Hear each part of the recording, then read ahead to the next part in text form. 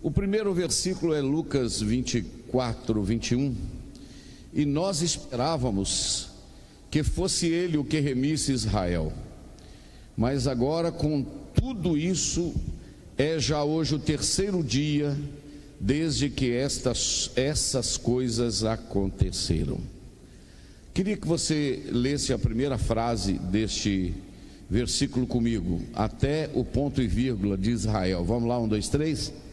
E nós esperávamos que fosse ele o que remisse Israel. Agora, João capítulo 21, versículo de número 3. Nosso irmão Aloís já colocando. Disse-lhe Simão Pedro: vou pescar. Disseram-lhe eles: também nós vamos contigo. Foram e subiram logo para o barco, e naquela noite nada apanharam. Eu queria que você lesse comigo até o também nós vamos contigo. Vamos lá, 1, 2, 3. Disse-lhe Simão Pedro: vou pescar. Disseram-lhe eles: também nós vamos contigo. Mantenha sua Bíblia aberta e você pode se assentar. Glória a Deus, graças a Deus. Meus irmãos, hoje, durante todo o dia, desde amanhã, eu havia pedido ao Senhor uma palavra para hoje à noite. A gente que está sempre pregando, nós temos o desafio de entender aquilo que Deus quer falar a cada dia. Se você me perguntar se é fácil pregar todo dia ou pregar toda semana na mesma igreja ou para o mesmo público, eu diria para você que não é muito simples. Mas a palavra de Deus, ela é tão poderosa que ela tem esse poder renovador, Cada vez que você lê a palavra, vem uma mensagem, não vou dizer diferente, mas com uma vida, dentro da proposta daquilo que a gente acabou lendo, daquilo que a gente está lendo. Então, hoje à tarde, agora eu orei, até falei com a Eunice, assim, da dificuldade que eu estava tendo de ter a convicção do que falar. Eu sempre compartilho isso com ela, porque a gente está sempre junto no ministério. Mas aí, de repente, eu lendo um comentário sobre Lucas 24, me veio ao coração compartilhar algo com vocês aqui, na seguinte ideia. Nesses dois textos que eu li, ou que nós lemos, de Lucas 24, 21 e João capítulo 21, versículo 3, se você fizer, coloca para mim de novo, Aloíro, Lucas 24, 31. Se você fizer uma leitura superficial, não tem muita coisa nesse versículo aí, até para analisar a primeira parte. Eles estão dizendo assim: e nós esperávamos que fosse ele que remisse Israel. E a sequência ele diz assim: mas agora, com tudo isso, é já o terceiro dia desde que ele morreu, e até agora não aconteceu nada. O que a leitura que eu faço neste texto aqui, principalmente a primeira frase, sentimento de frustração. Alguém consegue ver comigo nessa ótica? Sentimento de frustração, ele dizendo: nós esperávamos que era ele que fosse remir Israel, mas hoje já é o terceiro dia que aconteceram todas essas coisas, e nós estamos sem ele, longe dele. Ele morreu, a gente não sabe direito o que aconteceu. Estas palavras foram faladas por quem? Estas palavras foram faladas por dois discípulos que estavam retornando de Jerusalém a caminho de uma cidade chamada Emaús, de aproximadamente 12 quilômetros, de Ipanema, passando pela estrada de chão até Taparuba. Da saída da ponte até Taparuba dá 12 quilômetros, 11 quilômetros e meio, 12 quilômetros. Eles estavam a pé nessa jornada, como se fosse de Ipanema para Taparuba, andando, e o texto diz, que nós vamos ver já já aqui, que eles estavam conversando entre si. Entendeu? Um desses, alguém lembra o nome que a Bíblia faz menção dele?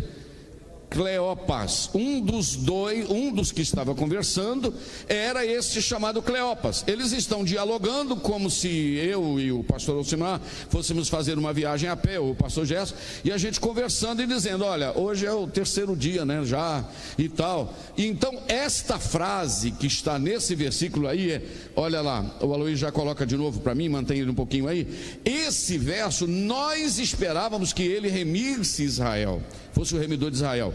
É a palavra que eu encaixo neste versículo aí, é frustração. Alguém concorda comigo? Sim. Mas vamos lá agora no Evangelho de João, capítulo de número 21, versículo de número 3, para ver o que está escrito. Disse para quem? Para os discípulos, menos Judas, porque o Judas a essa altura já tinha morrido, suicidado. O que Pedro disse? Vou pescar. Essa frase, essas duas palavrinhas, irmãos, vou pescar, é uma palavra muito comum. Vou pescar, isso não tem nada a ver, vou pescar, uma palavrinha muito simples. Mas você não acha que esta palavra vou pescar carrega atrás dela também uma frustração? Sim ou não? Você começa a entender o meu raciocínio? Carrega uma frustração ou não? Por quê? O Pedro é um ex-pescador. Em Mateus, em capítulo 4, versículos 16, 17, 18, 19, ele recebe o chamado. Ele disse: vinde após mim e eu vos farei pescadores de homens. Tem 3 anos aproximadamente que eles abandonaram as redes. Tem 3 anos que eles abandonaram os barcos. Para fazer o quê? Para acompanhar a cabeça de Jesus. Para acompanhar a cabeça de Jesus. Foram acompanhando a cabeça de Jesus, viram milagres, receberam a palavra e foram, passaram por 3 anos de experiência diuturnamente, porque o ministério de Jesus foi um ministério curto de 3 anos, mas um ministério intenso, de movimento, de vai, de volta, de milagres. Aleluia. Mas agora, Jesus morreu na sexta, passa o sábado e o domingo, e agora o Pedro de tarde falou: vou pescar. Você não acha que atrás desta palavra vou pescar tem uma grande frustração, não? Sim ou não? Tem uma grande frustração. E o pior aqui é que os outros também disseram: nós estamos dentro do projeto também, nós vamos juntos. Isto é, todos nós também estamos frustrados. Mas antes de seguir falando aqui de frustração, eu queria levar você aqui para outros textos na Bíblia para dizer para você que esse negócio de frustrar com a chamada, com o ministério, ou até com a vida cristã, não é só dos 2 discípulos do caminho de Emaús, incluindo Cleopas, e nem só do nosso irmãozinho Pedro com os outros 10. Nós temos no Antigo Testamento algumas lições de pessoas que também estavam frustradas. Que isso, pastor? Não, a vida cristã, se você não fizer uma leitura real dela, se você viver uma ficção de que seus problemas acabaram, eu tenho uma notícia para você esta noite: você vai frustrar. Como é que é o nome daquele livro, Robson, que tem a capa do sorvetinho, que você me indicou, eu comprei? Quem derrubou o meu sorvete? Não é? Sim, O Deus que Destrói Sonhos é o tema do livro. Esse livro é interessante, você sabe por quê? Porque quando a gente parte para seguir Jesus, parece que todos os problemas acabaram, não é? Tem até igrejas que fazem essa propaganda, não é verdade? Pare de sofrer, seus problemas acabaram. Irmãozinho, o chamado para a vida cristã não é para fim de problemas. O chamado para a vida cristã é para relacionamento com Deus. Eu preguei terça-feira passada, talvez você não lembra, mas que Jesus não nos chamou só para salvação, Jesus nos chamou para um relacionamento. A mensagem vai entrar no ar agora às 10 horas no YouTube, no meu canal, e já está no canal da igreja. A chamada não é só para salvação, a chamada é para um relacionamento. E o grande segredo, aleluia, o grande coroa, a cereja do bolo, não é só chegar no céu, é o relacionamento na estrada. Porque quando eu aceito Jesus, quando eu saio para acompanhar o Senhor Deus, eu não saio, irmãos, para uma vida que eu vou me tornar anjo, eu vou continuar ser humano, mas experimentando o sobrenatural dele na jornada. Opa, é forte isso aqui que eu estou falando, entendeu? E eu posso provar isso, irmãos. Paulo doente, Timóteo doente. Irmãos, se tem alguém que punha a mão na cabeça de alguém e curava, era o tal de Paulo. Mas o Timóteo ainda está doente, com problema de estômago, não é verdade? O Paulo pede oração para que o Senhor dê ele graça para pregar. Então aqui ninguém vira ser sobrenatural, não, irmãos. E eu vou te dizer, Deus nunca vai colocar anjo para dirigir a igreja de Ipanema. Deus nunca vai colocar um computador para dirigir essa igreja. Essa igreja nunca vai ser dirigida pela inteligência artificial. Deus nunca vai colocar um robô para dirigir a sua obra. Sempre serão seres humanos que vão dirigir. Gente que chora, gente que lamenta, gente que tem vontade de pegar o barco, gente que tem vontade de jogar tudo para o ar, mas no auge da crise, aquele que chamou aparece e diz: vai dar não, filho. Opa, eu senti graça aqui. Porque esta é a grande pergunta: por que gente boa sofre? E aí eu vou para o Antigo Testamento e eu vou mencionar para você pelo menos 2, 3 pessoas em crise de frustração. Número 1, Elias. Irmãos, eu me identifico muito com Elias, porque Elias é um camarada, ele opera muito milagres e tal, mas eu me identifico muito com aquelas crises dele, sabe? Aquelas crises de Elias, né? E eu estava vendo aqui hoje 4 enganos de Elias. Desculpa, isso é problema de ser humano, viu, irmão? Tossir. Se fosse um anjo que estivesse aqui, não tossia. É isso aí, ok? Glória a Deus. É sinal que eu sou ser humano, eu tossi, né? Amém? Vamos lá. 4 enganos de Elias. Porque, irmãos, o camarada acaba de operar milagres extraordinários. Vamos enumerar alguns para você ver, ó. Eu tenho um corvo tratando dele de manhã e de noite. É milagre isso ou não é, irmão? O milagre nem é o corvo levar. A minha pergunta é: onde o corvo arrumava comida para levar? Hein? Na padaria de Deus, né? Eu não sei onde ele tirava, mas que ele levava, ele levava. Milagre. Segundo milagre que eu posso enumerar para você: a viúva, irmãos, deu o bolinho para ele e o azeite e a farinha não acabou. Aleluia, glória a Deus. Terceiro milagre, eu queria que você desse um glória. A Jezabel, ele procurar quase 3 anos e não achar ele, e ele escondido na terra da Jezabel. É a mesma coisa de Deus mandar você esconder na sua casa. Você está entendendo como? Ou melhor, na casa do seu inimigo, né? Na casa do inimigo. Vamos falar mais um milagre. 4º milagre aqui, vamos enumerar: fazer cair fogo do céu. O pessoal do Baal orou de 6 ao meio-dia. O Elias orou 30 segundos e Deus mandou fogo do céu.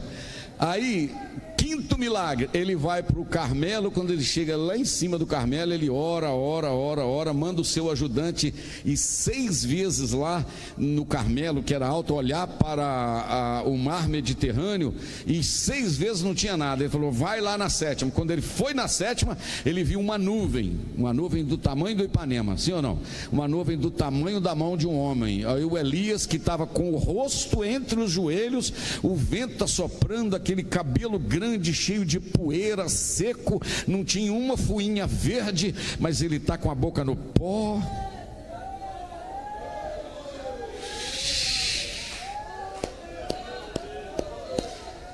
Rabaia xerga.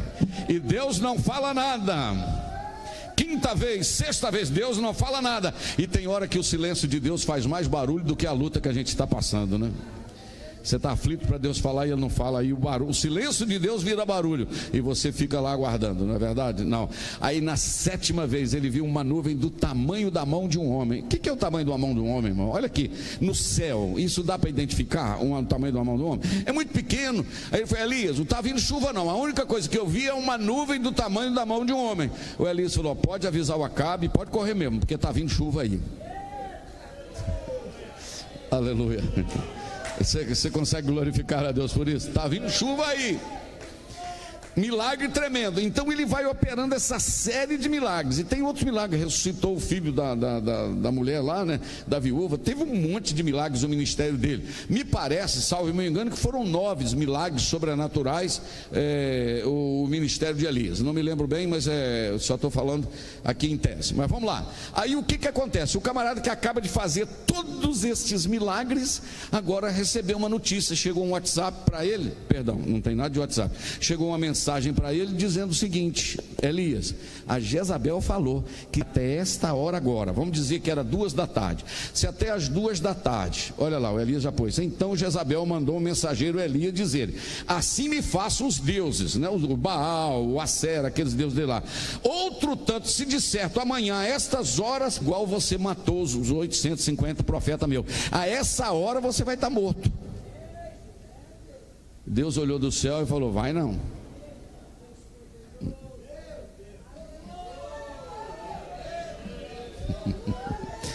A Jezabel decretou, mas Deus falou: vai não. Vou falar de novo porque é profecia tudo. A Jezabel falou: amanhã esta hora está morto. Deus falou: vai não. Esse meu Elias aí não, esse aí não, eu tenho negócios com ele. Quem vai tirar a vida dele? Ninguém vai tirar a vida dele, porque eu tenho um plano com ele, igual eu tinha um plano com o Enoque. Rabaia, Sérgia, sai. Eu sinto Deus aqui, irmãos, esta noite. Se Deus tem negócio com você, deixa Jezabel ameaçar. O projeto vai cumprir segundo o que Deus determinou. Assim diz o Senhor.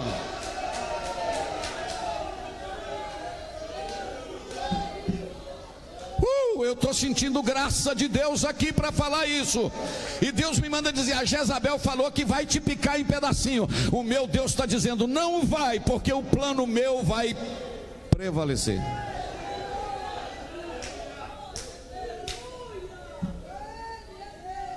Só que, irmãos, mesmo diante de tudo que Elias havia feito, porque você sabe que o Elias encarou o Acabe, sim ou não?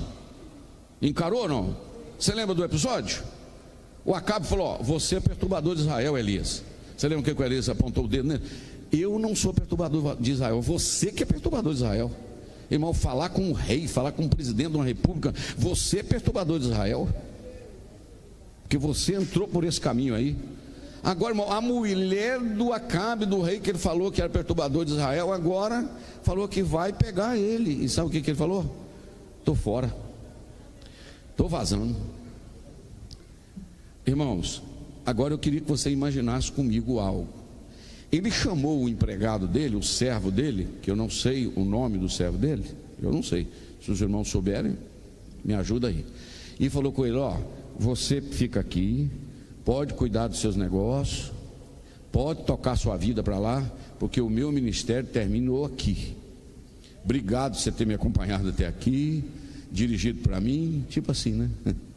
E lavado as minhas mãos aqui, lavado os meus pés. Obrigado. Pode tocar sua vida. Que isso, senhor Elias? O senhor é um homem de Deus? Não, meu filho, eu sou um homem de Deus, mas a prova está vindo aí, é que a Jezabel falou que vai me matar. Eu imagino, irmão, aqui, olha aqui para mim, o trajeto da despedida do seu secretário até o pé de Zimbro. Eu não sei quanto tempo foi a caminhada, mas eu imagino ele frustrado dizendo: o que valeu eu fazer cair fogo do céu? O que valeu eu ter sido fiel a Deus? O que valeu eu ter vindo no ciclo de oração? O que valeu eu ter dizimado? O que valeu eu ter usado saia comprida? O que valeu não sei o que? Está vendo aí? Olha aí, a Jezabel está vindo me matar. E Deus olhando e falando: o Elias está ruim, tadinho, está frustrado, né? Vou ter que dar jeito para ajudar ele. Vou fazer a pergunta que eu sempre faço quando eu prego isso aqui. Alguém já ensinou alguém a andar de bicicleta? Você já ensinou alguém a andar de bicicleta? Já? Como é que a gente faz? Fala em bicicleta, não, Zé Caca, amanhã eu tenho que ir lá. Foi 3, né? Olha para cá. Olha para cá. Olha para cá. Você já ensinou alguém a andar de bicicleta?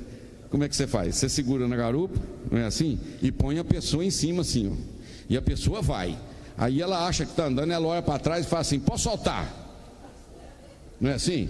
Posso soltar? Aí você solta. E a pessoa vai, daí a pouco tem um buraco e coisa, ela cai, não cai, quando vai cair, você segura na garupa, porque você só soltou um pouquinho, mas continuou correndo atrás. Eu acho que o momento que Deus estava mais próximo de Elias, nem era quando ele fazia cair fogo do céu. O momento que Deus estava mais próximo de Elias é quando ele estava frustrado, decepcionado, querendo morrer. Eu tenho uma palavra de Deus para você: a hora que ele está mais perto não é na hora do seu aplauso, a hora que ele está mais perto é na hora que você se sente sozinho e que não tem mais jeito. Eu garanto isso para você, porque o Senhor me manda te dizer: eu te tomo pela tua mão direita e te digo, tu és meu. Recebe esta palavra como de Deus para você esta noite. Arabaia, suia, macai. Aleluia, aleluia. E ele está frustrado, e ele vai fugindo, imaginando, agora acabou mesmo, e ele para debaixo de um zimbro, e ele está frustrado. E sabe o que significa a palavra frustração? Frustração é uma emoção negativa que surge quando as expectativas não são atendidas, quando os objetivos não são alcançados, ou quando os nossos desejos são bloqueados. Isto é frustração. Aí eu imaginei que era assim, eu esperava isso assim, mas foi tudo contrário. Por que valeu? E vai. Aí ele está debaixo de um zimbro, e olha aqui os enganos dele. Número 1, eu vou morrer. E o Senhor dizer, não chegou o fim. 2, só eu fiquei, ainda tinha 7.000. Deus esqueceu de mim, Deus me abandonou. 4, meu ministério terminou, não há mais o que fazer. Eu preguei aqui numa terça-feira dessa, uns 3, 4, 6 lá quantos meses atrás, quantas vezes Elias foi alimentado por alguém. Você me ajuda? Lembrar? Primeiro Elias foi alimentado por um corvo. Segundo Elias foi alimentado por uma viúva. Vamos lá, primeiro Elias foi alimentado por um corvo. Segundo Elias foi alimentado por uma viúva. Agora ele está precisando ser alimentado de novo para viver. Mas aí Deus falou, a primeira o corvo serviu, né? A segunda também a viúva deu jeito. Mas no quadro que ele está vivendo agora, eu mesmo vou ter que...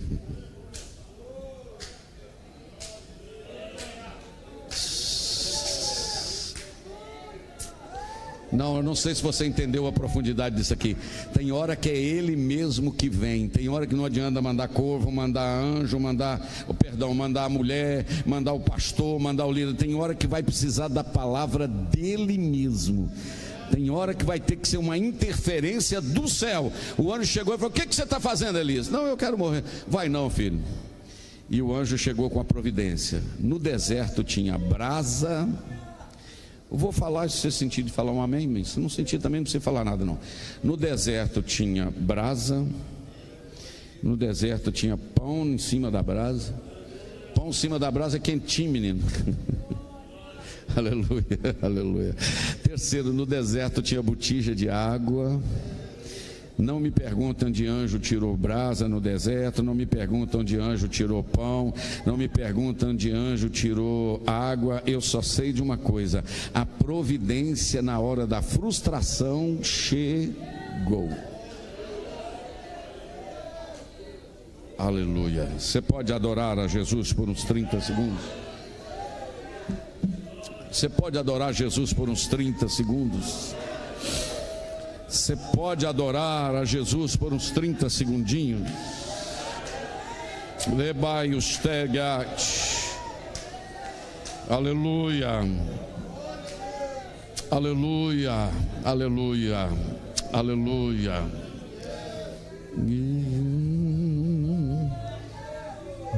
De Arabashuri Abarrais.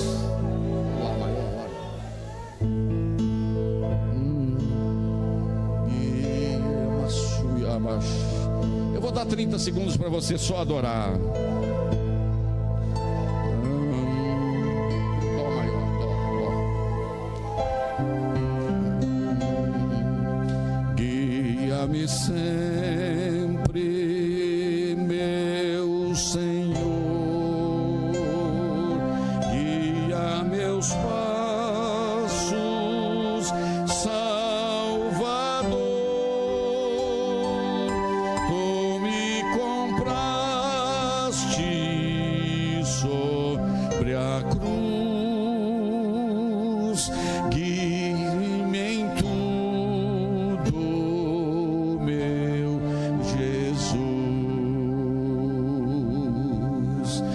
comigo.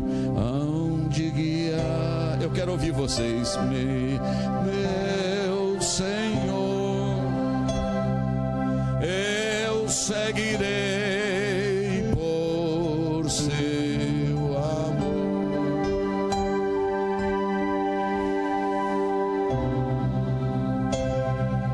Me conduz por mim ferida sobre a cruz. Eu sinto de você levantar uma de suas mãos comigo. Guia-me sempre, meu Senhor, guia meus passos, Salvador. Tu me compraste sobre a cruz, rege-me em tudo, meu Jesus.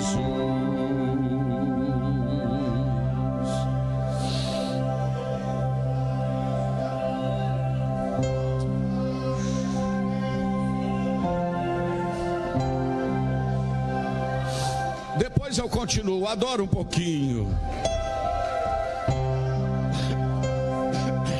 Você tem experiência com Deus, em algum momento você foi sustentado por Ele.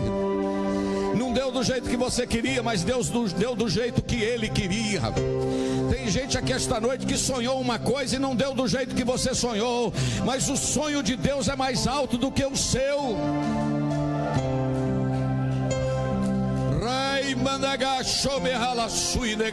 Eu sinto graça esta noite.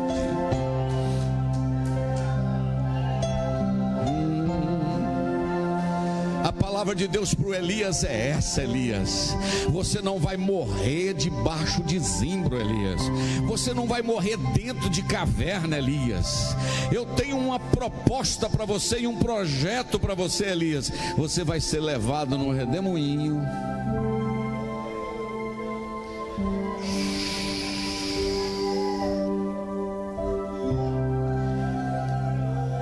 Esse negócio de frustração, irmãos, também não foi só Elias.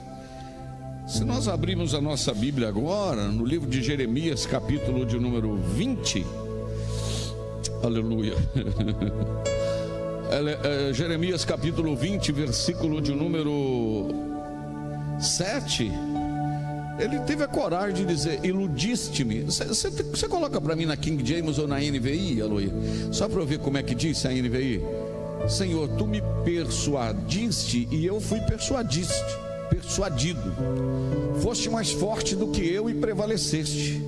Eu sou ridicularizado o dia inteiro, todos zombam de mim. Posso parafrasear esse texto aí? O Senhor me chamou, o Senhor me deu um ministério, eu estou pregando tem tempo, eu estou fazendo a tua obra, tu me persuadiste e eu assisti, eu aceitei. Só que esse povo aí vive zombando de mim, eles não acreditam no que eu falo. Só que eu já quis fugir muitas vezes, mas tem um detalhe: tu foste mais forte do que eu. Sabe por quê? Vou falar uma frase, eu não copiei de ninguém não, essa é minha. A minha humanidade me chama para parar todo dia. O peso da minha chamada me empurra a continuar.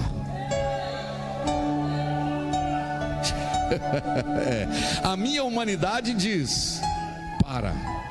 O peso da minha chamada diz: continua.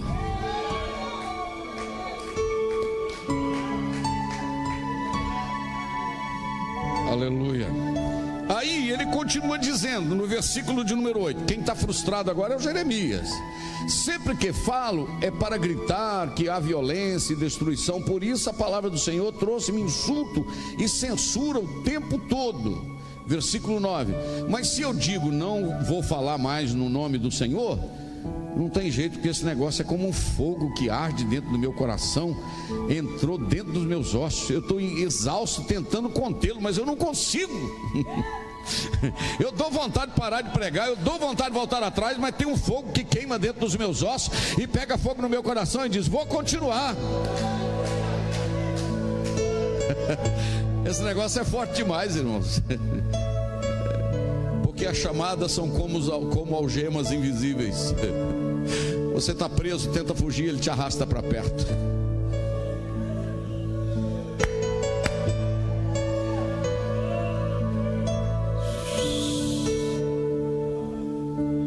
No versículo 11, ele diz assim: mas o Senhor está comigo como um forte guerreiro.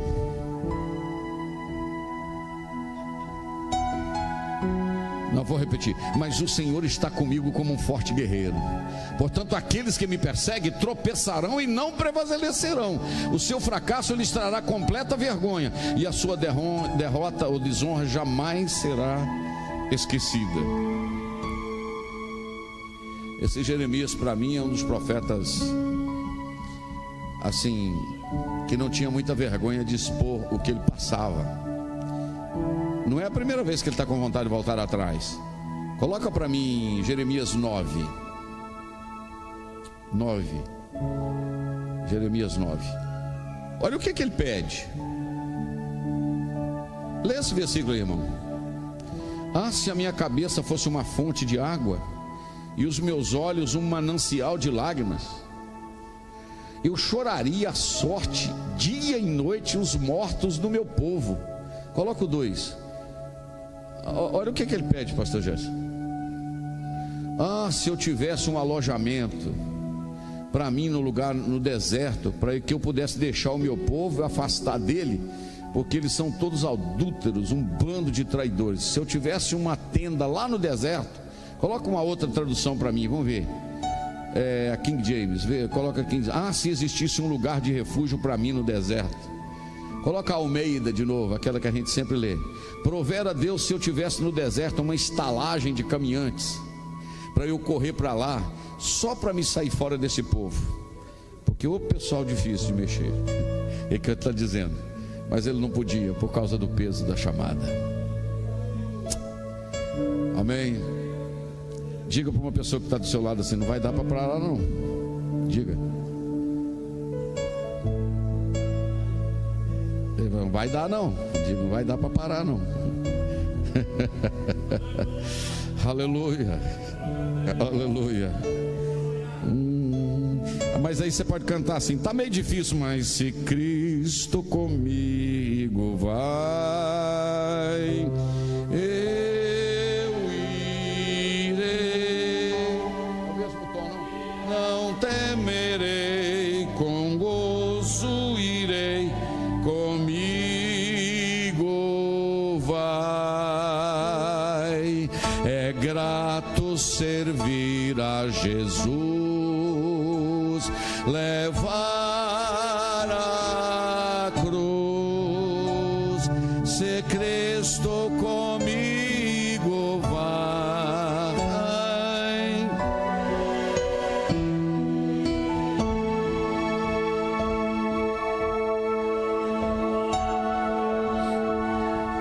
Mas esse negócio de frustração não é só do Elias e nem do Jeremias. Vamos ver um outro lá do Antigo Testamento, para depois a gente ir para o Novo e já terminar. A gente está falando já praticamente 40 minutos. Vamos mais uns 10. No livro dos Salmos, quem trouxe Bíblia, diga amém. A gente acostuma com ela no telão, mas você não pode deixar de trazê-la. Esse agora do Salmo 73, irmãos, eu amo muito esse salmo. Vamos experimentar na NVI para a gente ver a tradução, Aloí? Que bom que a gente tem várias traduções, né? Isso é muito bom. Certamente Deus é bom para Israel, para os puros de coração. Segura aí. Quem é esse salmo aqui, irmãos? O Salmo 73? É um salmo de Asaf. Quem é Asaf? Asaf é um maestro, né? Asaf é o líder do departamento de música do templo em Jerusalém. O camarada não é um que sabe fazer dó, ré, mi, fá, sol, não. Dó, ré, mi, fá, sol, lá, si, dó, não. Sabia muito. Ele era líder geral, era o Asaf, irmãos.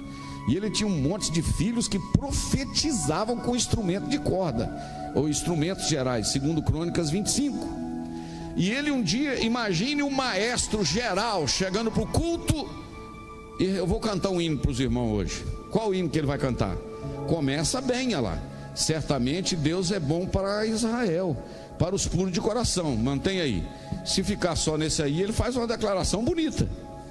Verdadeiramente Deus é bom para Israel, não é? Mas vamos para o segundo. Agora, quanto a mim, os meus pés quase tropeçaram, por um pouco eu não escorreguei. Mantém aí. Agora você entende que aquela primeira frase dele, verdadeiramente bom é Deus para Israel, ela carrega atrás uma certa crítica. Para Israel, Deus verdadeiramente é bom. Agora, quanto a mim, que estou aqui cantando, tocando, ensaiando esse coral, botando esses meninos para cantar, eles não vêm no ensaio, eu ligo de novo, mando um WhatsApp, eu estou pelejando com eles e eles não vêm, eu estou empurrando e eles não estão querendo ir. Deus é bom para eles. Agora eu, que estou aqui pelejando, quase me escorreguei, os meus pés quase tropeçaram. Por quê? Porque eu comecei a ter inveja dos arrogantes, quando eu vi a prosperidade dos ímpios. Entendeu? O ímpio não dizima, o ímpio não vem na igreja, o ímpio não faz isso, o ímpio não adora a Deus, entendeu? E ele aperta o botãozinho, os vidros do carro fecham. E eu tenho que tocar na manica e puxar aqui o vidro para acabar de fechar. O meu vizinho aperta o botão e o portão abre da garagem. Eu tenho que descer na chuva e desamarrar o arame com prego que eu pus. É mais ou menos assim, entendeu? O meu vizinho, que é ímpio, liga o carro do lado de fora para quando ele entrar já está fresquinho. Eu preciso de botar um papelão para o vento entrar e atrapalhar meu cabelo. Entendeu? O meu, para pegar, tem que levantar o capu, botar gasolina no carburador e fazer uma oração. E ele ainda fica, uai. Ele está mais ou menos assim. Aí eu vi a prosperidade dos ímpios, versículo de número 4. Eles não passam por sofrimento, eles são tudo tranquilo. O seu corpo é saudável e forte. Eu estou aí doente com essa dor na junta, dor não sei onde. E os meus vizinhos estão tudo sem dor. É isso que ele está falando. Mas vamos lá. Não tem os fardos comuns, e a todos nem são atingidos como os demais. Por isso o orgulho lhes serve de colar, e eles se vestem de violência. Olha o que o Asaf está falando. Do íntimo do coração deles brota maldade, e da mente dele transborda maquinações. Eles zombam e falam com más intenções, na sua arrogância ameaçam com opressão. Olha, tudo isso ele está dizendo dos ímpios. Com a boca eles arrogam a si os céus, e com a língua apossam da terra. Por isso o povo se volta para eles e bebe as suas palavras até saciar. O povo aplaude com tudo que eles falam, e eles dizem assim: Deus não sabe disso? O Senhor não tem conhecimento nenhum disso? Olha o que Asaf está falando. Continua. Assim são os ímpios, sempre despreocupados, e cada dia as riquezas deles aumentam. Olha a situação desse homem, irmão, que frustração. Vai. Certamente me foi inútil manter puro. Não valeu nada eu ficar puro. Não valeu nada eu não pecar. Inútil me manter puro e lavar o meu coração, puro o meu coração, e lavar as mãos na inocência. Não valeu nada, pois o dia inteiro eu sou afligido. Tomei um tropeção, arranquei a tampa do dedo, machuquei o joelho.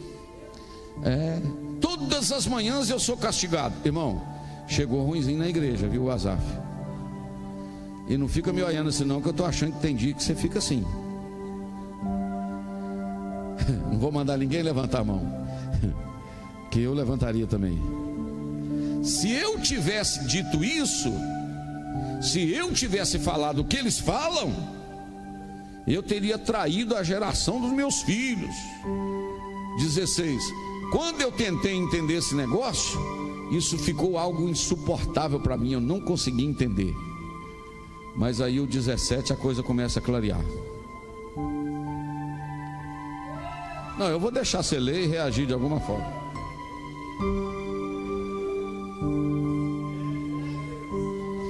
A gente só entende esse negócio quando a gente entra no santuário de Deus.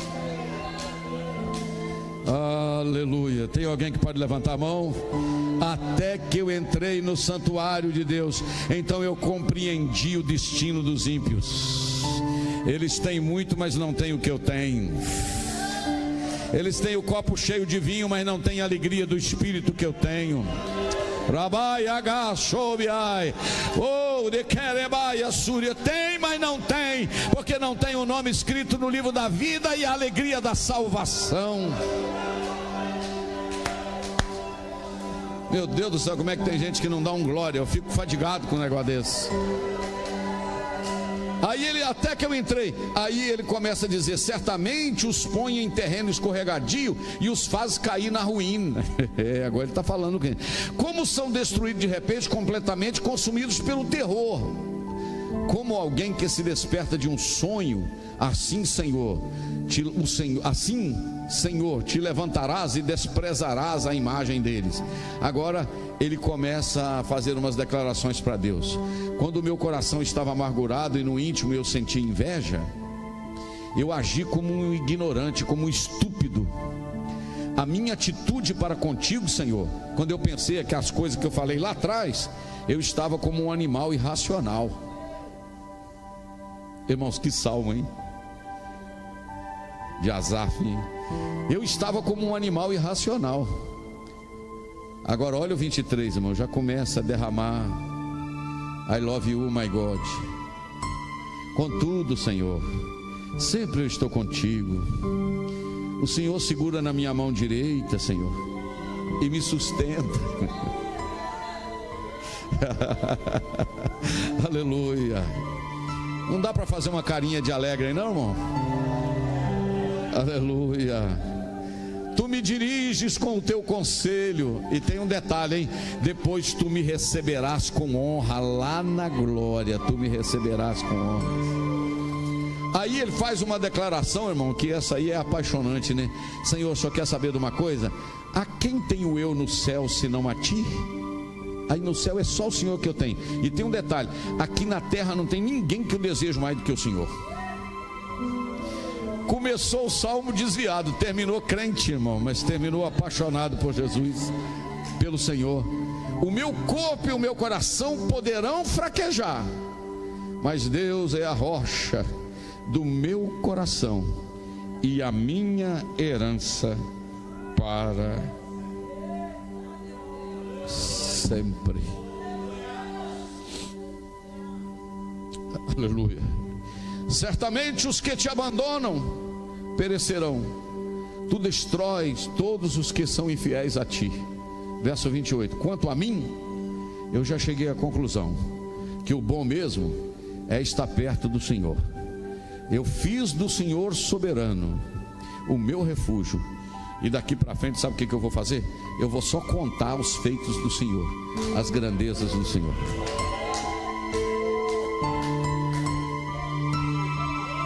Vamos voltar no Novo Testamento para a gente concluir? Vamos voltar em Lucas 24, 31 e a gente 21 e a gente termina. O que eu acho interessante aqui, irmãos, nesse texto, muitas coisas que estão aqui.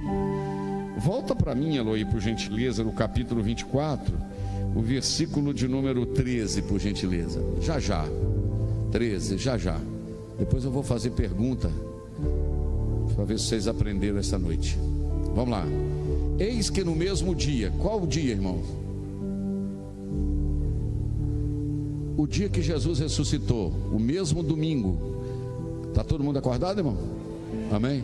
Eis que no mesmo dia iam dois deles para uma aldeia que distava de Jerusalém 60 estádios, 11 a 12 quilômetros, cujo nome era Emaús. E eles iam falando entre si de tudo que havia acontecido. O que havia acontecido? Desde sexta-feira, a crucificação de Jesus, a morte de Jesus, o sepultamento de Jesus. Eles iam conversando entre si, os dois. Eles iam dialogando, igual eu, o pastor Gerson, quando conversa. Eu fui com o pastor Gerson outro dia em Caratinga e começou a me contar uma história aqui na saída, né, pastor Gerson? Estou com saudade disso. Quando estava virando Piedade para chegar em Caratinga, eu falei: pastor Gerson, conclui, porque está chegando no culto. Os dois discípulos no caminho de Emaús estão igual eu, pastor Gerson. Eu amo viajar com ele para a gente conversar. Eu falei com ele lá no céu: eu vou pedir Jesus para morar na mesma rua dele. E eles iam falando entre si de tudo que havia acontecido. Agora presta atenção naquilo ali. E aconteceu que, indo eles falando entre si e fazendo pergunta um para o outro, o que você acha, hein, que vai acontecer? O que vocês acham que vai acontecer? Hein? Um perguntando para o outro: o que você acha? É o terceiro dia, ele falou que ia ressuscitar, mas até hoje a gente não viu. Ih. Daí a pouco eles estão perguntando, olha a última parte: o mesmo, fala comigo, o mesmo. Não, aqui você tem que dar um glória. O mesmo. Qual o mesmo? O mesmo que tinha nascido de Maria, o mesmo que tinha ressuscitado mortos, o mesmo, aleluia, o mesmo Jesus se aproximou e ia com eles. Versículo de número 16: mas os olhos deles estavam como que fechados, para que o não conhecessem.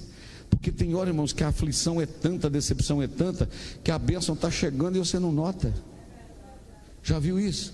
A bênção está chegando e você não nota. E aí, vamos por 17, vamos lá. E ele lhes disse, eles quem? Ele quem? Ele quem, irmãos? Jesus falou com ele: o que vocês estão conversando aí, caminhando? O que vocês estão trocando de assunto aí? E por que você está com essa cara tão triste aí? Porque Jesus notou o semblante deles. Aí no versículo 18 ele falou assim, respondendo um cujo nome era Cleopas, não sei, Cleopas, disse-lhe: por acaso o senhor que está andando aqui do nosso lado és peregrino aqui em Jerusalém e não sabe das últimas coisas que aconteceu aqui em Jerusalém? De um homem que morreu, que foi sepultado, que sofreu, etc. O senhor não sabe, o senhor é estrangeiro aqui? O senhor não sabe o que aconteceu aqui, não? É interessante que Jesus não falou mentira, não é verdade? Jesus só falou assim: quais? Eles perguntam: o senhor não sabe do que aconteceu aqui, não? Se Jesus tivesse falado assim: não estou sabendo, não, aí era mentira. Jesus simplesmente perguntou: quais? Que coisa que vocês estão falando que aconteceu? Aí eles disseram: aquele que dizia respeito a Jesus, o Nazareno, que foi um profeta poderoso em obras e palavras diante de Deus e diante do povo. Olha aí eles elogiando o Cristo que estava do lado deles. Oh glória! E como os principais dos sacerdotes e os nossos príncipes o entregaram à condenação e à morte, o crucificaram. O senhor não sabe desses assuntos, não? Aí é que entra a frustração. E nós tínhamos uma esperança que ele é que ia remir Israel. Mas agora, contudo, já é hoje o terceiro dia que essas coisas aconteceram. E no versículo 22 está escrito assim: e é verdade também que algumas das mulheres dentre nós se maravilharam, as quais de madrugada foram no sepulcro, mas não acharam lá, não acharam o corpo, e voltaram dizendo que tinha visto a visão de um anjo também, que o anjo tinha falado com elas que ele estava vivo. Aleluia. E alguns dos que estavam conosco também foram lá no sepulcro, acharam o sepulcro lá e viram que as mulheres tinham falado, mas ele mesmo não viu ele. E Jesus do lado dele. Porque tem hora que a luta é tanto que ele está perto e você não está vendo. Quem pode entender isso aqui? Aleluia. Quem está feliz com esta palavra aqui? Oh glória! E ele lhes disse: ó nécios e tardos de coração, para crer no que os profetas disseram. Para que vocês estão com tanta decepção? Porventura não convinha que o Cristo padecesse essas coisas e entrasse na sua glória? Versículo 27. E Jesus aí começou a dar um estudo bíblico para eles, irmãos. Meu Deus do céu, eu tinha vontade de pegar esse esboço. Jesus começou por Moisés, passou pelos profetas, explicou tudo que estava sobre ele, Jesus, nas escrituras, de Gênesis a Malaquias, explicou tudo, e chegaram à aldeia para onde ia, e ele fez com que ir embora, tipo assim, fique com Deus, né? A gente do mineiro fala assim. Os dois discípulos chegaram em Emaús, e Jesus falou: vocês podem ir que eu vou caminhar, vocês estão chegando em casa, eu vou continuar. E eles constrangeram, dizendo: vai embora não. Como é que é o hino? Fica conosco nosso amado e bom Jesus, fica conosco pelo seu imenso amor.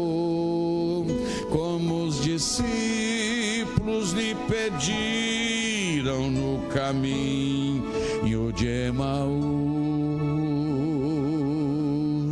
fica conosco nosso amado e bom Jesus.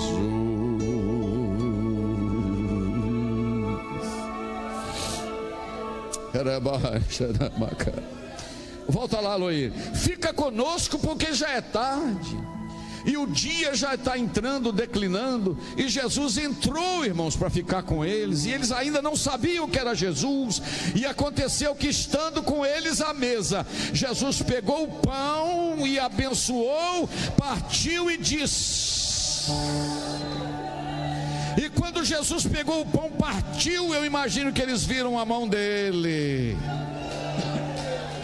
Eles viram a mão dele, as mãos dele, e abriu-se os olhos e conheceu que era Jesus, e Jesus desapareceu, Jesus sumiu. Mas olha o que está escrito no versículo de número 32: e disseram uns para os outros, para o outro: porventura não ardia em nós o nosso coração, quando pelo caminho ele nos falava e nos abria a escritura? Fica de pé comigo, mas fica adorando. Coloca o 33, Aloy. E nesta mesma hora levantaram-se e voltaram para Jerusalém, e acharam congregados 12 e os que estavam com eles. Os 2 discípulos voltaram, porque eles nem esperaram, meninos, amanheceu o dia, não. Viajaram mais 12 quilômetros, voltaram para Jerusalém, encontraram com os discípulos, os quais diziam, aleluia, aleluia. Os discípulos diziam: ressuscitou verdadeiramente.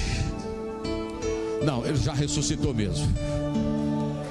O Senhor já ressuscitou, e tem um detalhe: já apareceu para o Simão Pedro. Aleluia. E eles contaram o que aconteceu com eles no caminho, e como deles foi conhecido no partir do pão. Você sente Ele contigo nesta viagem aqui? Eu tenho uma palavra para você: não desista do caminho.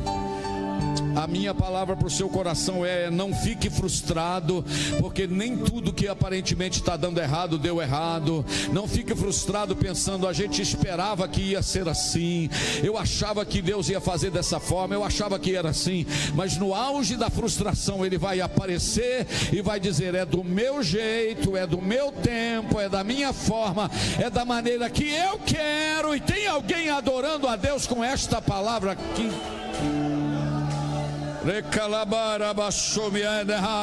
Se fosse do seu jeito, não teria tanta emoção. Se fosse do meu jeito, não seria tanta vitória. A vitória é nossa, porque Ele vai aparecer no momento exato. Não deu tempo de eu falar, mas os outros frustradinhos, o Pedro e os 10, eu vou pescar.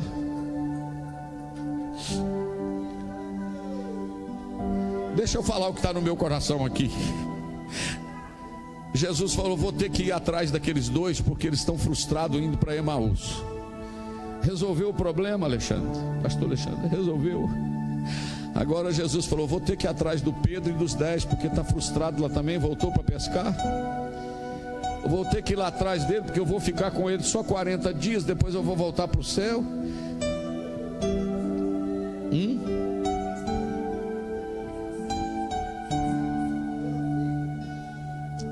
Exatamente. Deixa eu te dizer, eu tenho uma notícia para você: não adianta pegar o barco e pescar, não adianta voltar para Emaús. Vai ter que voltar, porque Deus vai precisar de você para dar prosseguimento ao que Ele começou. Ministério, Cristo e rebaço. Ministério não é mercadoria que você compra e devolve com 7 dias na loja. Ministério, eu não estou falando só ministério de pregação, estou falando da oração, do louvor, da mídia, da portaria, do diaconato, do cooperador. Ministério não é mercadoria que você compra e devolve na loja com 7 dias. Ministério é combater o bom combate e acabar a carreira. Fica tranquilo, que aquilo que Ele pôs na sua mão para fazer, Ele vai atrás para te ajudar a fazer. Você tem fé para levantar suas 2 mãos comigo, ou 1 ou 2? Aleluia.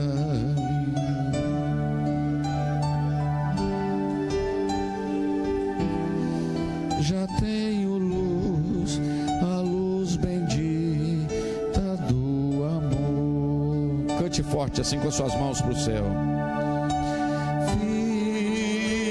Senhor, já se faz tarde. Ô Vitória, filma aqui pra gente botar lá.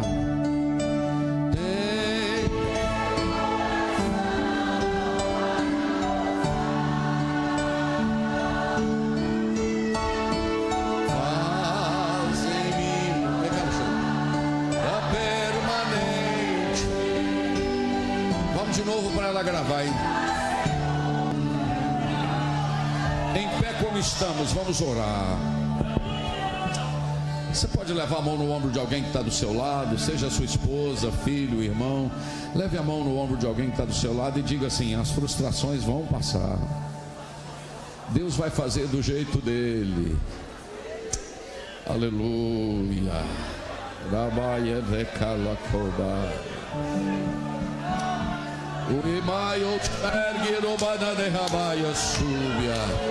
Há uma presença de Deus nesse ambiente, irmãos.